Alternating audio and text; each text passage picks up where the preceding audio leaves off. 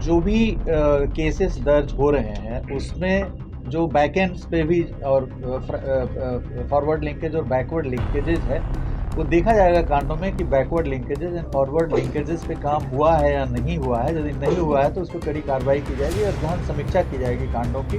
जो पाए जाएंगे लापरवाह सुस्त पाए जाएंगे उनको डिसमिसल की कार्रवाई की जाएगी। भारी संख्या में हम लोग रूथलेसली उनको निकाल देंगे पुलिस से।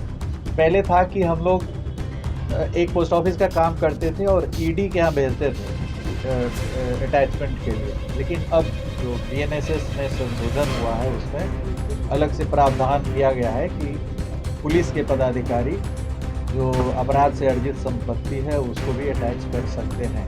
अपराध के माध्यम से संपत्ति अर्जित करेंगे और उस संपत्ति उनकी रहेगी नहीं तो फिर अपराध करेंगे क्यों? इसलिए सबसे बड़ा कारण है कि वो संपत्ति का उपभोग करते हैं, निरंतर रूप से करते हैं, निर्बाध रूप से करते हैं। इसलिए उसी आपको संध्या गश्ती करना है, इवनिंग पेट्रोलिंग मैंडेटरी है, नाइट पेट्रोलिंग मैंडेटरी है।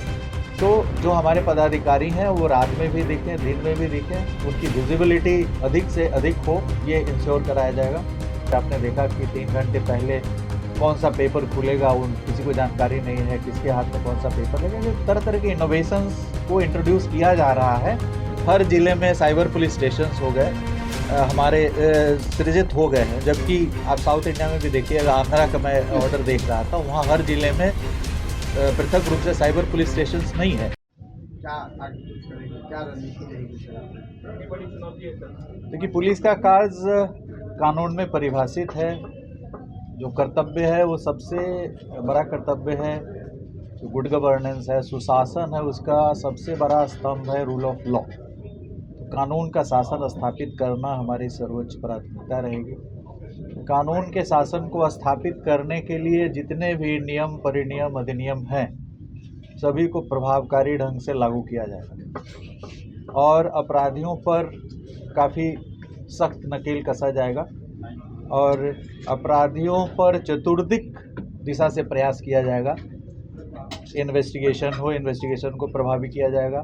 स्पीडी ट्रायल में धार लाने की कोशिश की जाएगी, क्योंकि स्पीडी ट्रायल पूर्व में भी सुशासन को बुलंद करने में, स्थापित करने में एक प्रबल भूमिका निभाई है और इसका एक बड़ा संकेत जाता है अपराधियों में। स्पीडी ट्रायल को काफ़ी सख्ती से लागू किया जाएगा। जो भी वेल डिटेक्टेड केसेस हैं, अच्छे ढंग से उद्भेदित केसेस हैं जिसमें साक्ष्य की प्रचुरता है, उन कांडों को चिन्हित कर उसको स्पीडी ट्रायल के तहत लिया जाएगा। जो भी गंभीर कांड हैं जिससे लॉ एंड ऑर्डर प्रभावित होता है। अभी आपने देखा होगा कि बीएनएसएस में अपराधियों के द्वारा अर्जित संपत्ति को जब्त करने के लिए पृथक प्रावधान का समावेश किया गया। पहले था कि हम लोग एक पोस्ट ऑफिस का काम करते थे और ईडी के यहाँ भेजते थे अटैचमेंट के लिए, लेकिन अब जो बीएनएसएस में संशोधन हुआ है उसमें अलग से प्रावधान किया गया है कि पुलिस के पदाधिकारी जो अपराध से अर्जित संपत्ति है उसको भी अटैच कर सकते हैं। इस प्रावधान को हम लोग सख्ती से लागू करेंगे, थाना स्तर पे लागू करेंगे और हर थाना को कम से कम महीने में 1-2 ऐसे मामले चिन्हित करने पड़ेंगे, पता लगाने पड़ेंगे अपराधियों की संपत्ति को और उसको त्वरित रूप से सप्ताह भर 10 दिन के अंदर में उसको अटैच करने का पावर पुलिस को है। तो उसको हम लोग सख्ती से लागू करेंगे। जो नया प्रावधान आया है अभी बीएनएसएस में, जो पहले हम लोग ईडी के माध्यम से कराते थे, अब पुलिस जो पहले सीआरपीसी की धारा 102 में हमें सकती थी, अब बीएनएसएस में उसको और विस्तारित किया गया है और उसमें प्रबलता, प्रखरता लाई गई। उसका हम लोग प्रयोग करेंगे भरपूर ढंग से और उसका तुरंत हम लोग प्रारंभ करा देंगे। इसके बाद जो आर्म्स एक्ट के अंतर्गत, उसके बाद फिर जो एनडीपीएस के अंतर्गत है या लीकर जो हमारा प्रोहिबिशन एक्ट है उसके अंतर्गत जो केसेस दर्ज हो रहे हैं, उससे जो संपत्ति अर्जित कर रहे हैं उसको भी लिया जाएगा इस दायरे में।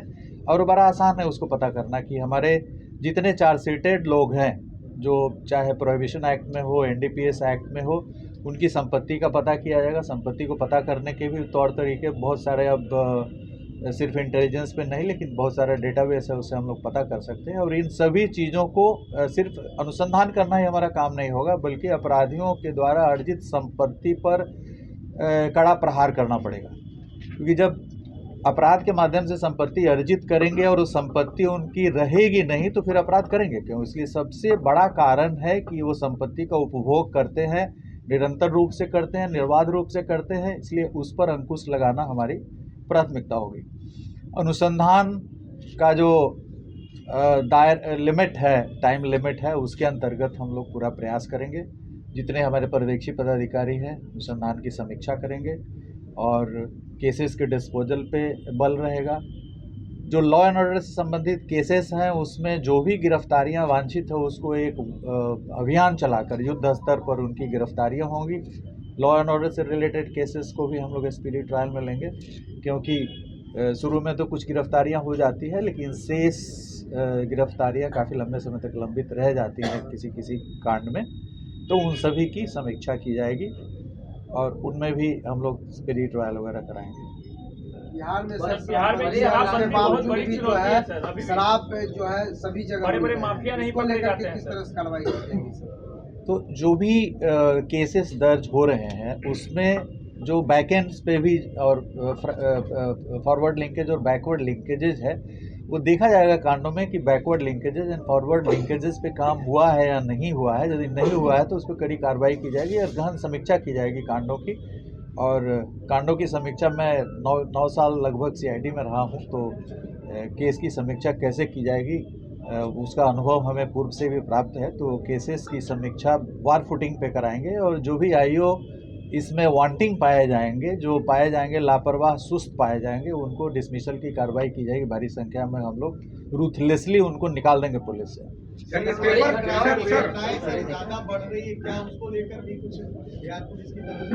नहीं होते, हमारा मूल अपराध नियंत्रण हमारा मूल उद्देश्य है। अपराध नियंत्रण के लिए पुलिस की विजिबिलिटी बढ़ाई जाएगी और अभी हमारे पास डायल 112 के भी करीब 2000 वाहन उपलब्ध हो गए हैं।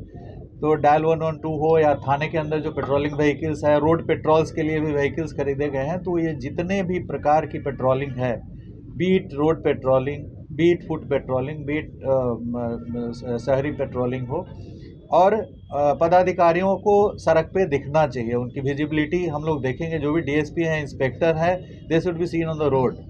वो घर में बैठने के लिए नहीं है, जो पहले भी चलता था कि आपको संध्या गश्ती करना है। इवनिंग पेट्रोलिंग मैंडेटरी है, नाइट पेट्रोलिंग मैंडेटरी है। तो जो हमारे पदाधिकारी हैं वो रात में भी दिखें, दिन में भी दिखें, उनकी विजिबिलिटी अधिक से अधिक हो, ये इंश्योर कराया जाएगा। बीट पेट्रोलिंग शुरू की जाएगी, व्हीकल पेट्रोलिंग आदि शुरू की जाएगी। तो पेट्रोलिंग पे हमारी नज़र रहेगी, काफ़ी पैनी नज़र रहेगी। जेंडर बेस्ड वायलेंस से सर कैसे डील आउट करेंगे? आपका स्टेटमेंट भी सामने आया, despite of proper training department is not able to.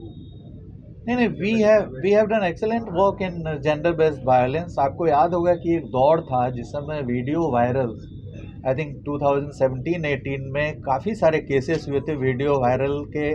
Rajgir में आई रिकॉल की एक बबनी कांड हुआ था जिसमें हम लोगों ने सिर्फ वीडियो क्लिप पे डिटेक्ट करा और उसमें से नए नए इनोवेशंस लाए गए हैं उसमें। जैसा कि अभी आपने देखा कि 3 घंटे पहले कौन सा पेपर खुलेगा, उन किसी को जानकारी नहीं है, किसके हाथ में कौन सा पेपर लगेगा। तरह तरह के इनोवेशंस को इंट्रोड्यूस किया जा रहा है सो दैट हम जो लीक कराने वाला जो गैंग है उससे हम 2 कदम आगे रहें ताकि उनकी मंशा को हम विफल कर सकें। डीजी साहब, साइबर क्राइम बड़ी चुनौती है। ऑर्गेनाइज्ड हो चुके हैं साइबर अपराधी बिहार के अंदर और करोड़ों की ठगी लोगों से हो रही है। ये बड़ी चुनौती होगी आपके साथ।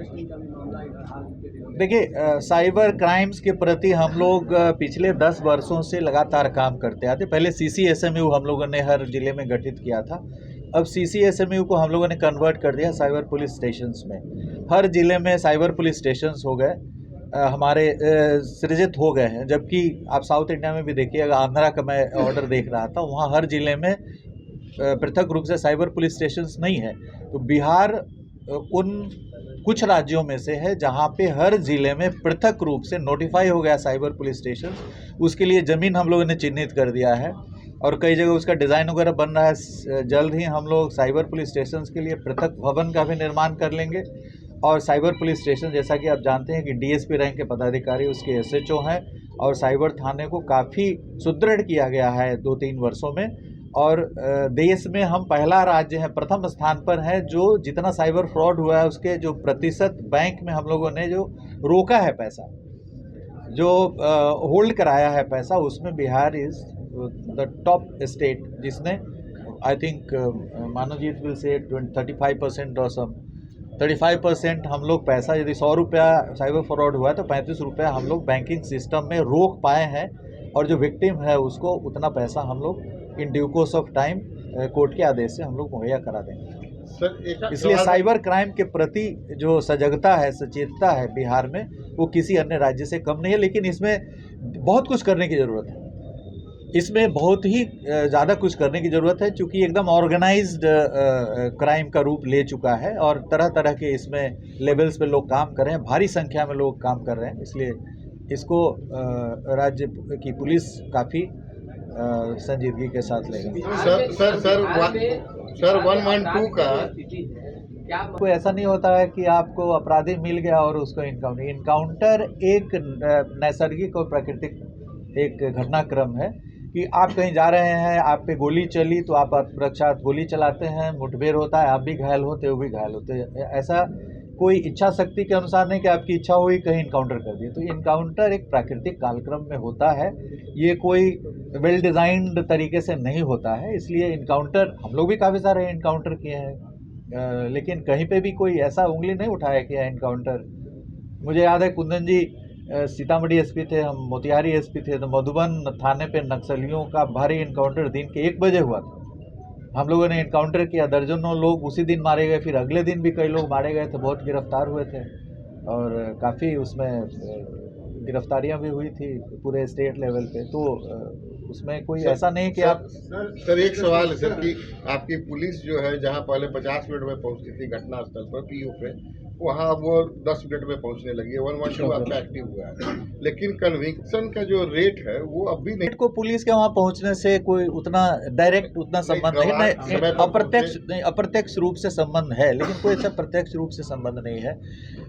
कन्विक्शन का जो रेट है डिपेंड करेगा कि आपके गवाह कितने मजबूत है, गवाह कितने निर्भीकता के साथ गवाही दे पाते हैं। हमारे जो पुलिस के पदाधिकारी हैं वो न्यायालय में कितनी सख्ती के साथ अपना एविडेंस दे पा रहे हैं, जो एविडेंस दे रहे हैं वो कोर्ट के द्वारा ग्राह्य है या नहीं है, एडमिसिबल है या नहीं है। तो इन सभी चीज़ों पे डिपेंड करता है। उसके लिए क्या करें? उसके लिए अनुसंधान को काफ़ी अनुसंधान में गुणात्मक परिवर्तन की ज़रूरत है। और जैसा कि आप जानते होंगे कि हमारे पास 2013 में सिर्फ पटना में ही एक FSL था। आज के डेट में 3 FSL फंक्शनल, 4 फंक्शनल, राजगीर भी फंक्शनल है और 9 और रीजनल फोरेंसिक साइंस लेबोरेटरी के भवन निर्मित हो गए हैं।